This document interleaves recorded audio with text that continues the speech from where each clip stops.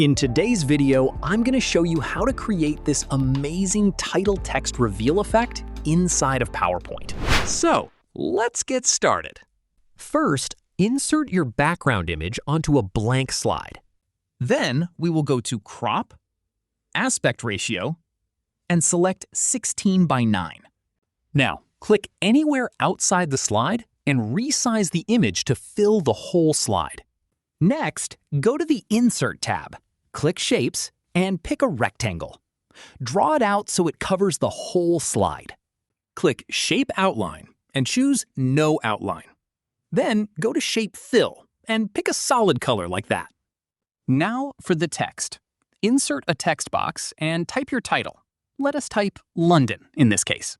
Change the font to Impact and make the text very big so it covers most of the screen.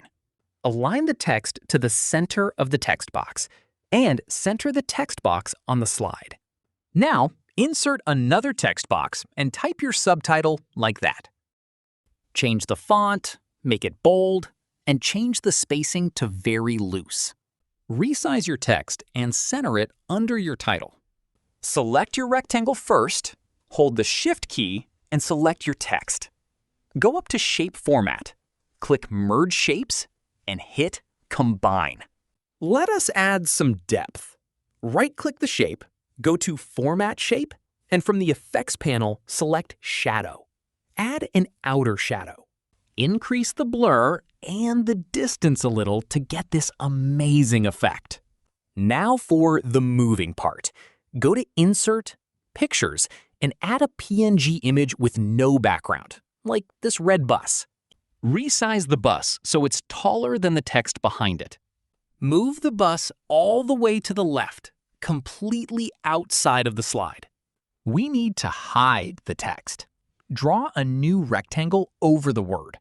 Make its color match your main shape and turn off the outline.